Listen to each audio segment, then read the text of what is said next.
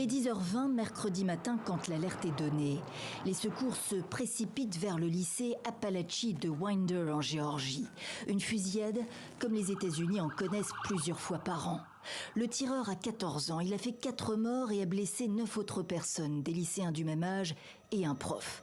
Les élèves paniqués qui ont d'abord cru à un exercice en cette rentrée scolaire ont couru jusque sur le stade pour se mettre à l'abri. C'est un policier détaché à la sécurité de l'établissement qui parvient à mettre fin au drame, explique le shérif local quelques heures plus tard.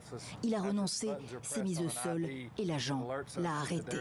Le jeune était connu pour des menaces en ligne postées il y a plus d'1 an sur un site de jeu. Il avait d'ailleurs été interrogé par les forces de l'ordre. Face à la presse, le FBI confirme qu'il a utilisé une arme automatique de type fusil d'assaut. Comment s'est-il procuré cette arme?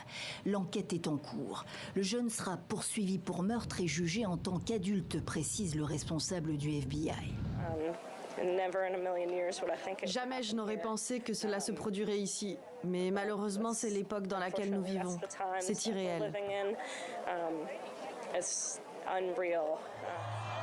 En pleine campagne présidentielle, derrière une vitre par balles, la candidate démocrate n'a pas manqué de réagir. Il est tout simplement scandaleux que chaque jour dans notre pays, aux États-Unis d'Amérique, des parents doivent envoyer leurs enfants à l'école en se demandant s'ils en reviendront vivants. C'est insensé.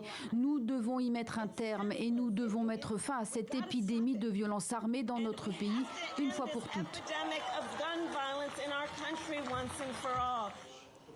Pas une fatalité, dit-elle, mais ni Kamala Harris ni Donald Trump, qui qualifient le jeune tireur de monstre malade et détraqué, n'appellent à mettre fin au port d'armes, risqué et même impossible, car trop impopulaire aux États-Unis, la Géorgie est qui plus est un État clé de la présidentielle de novembre.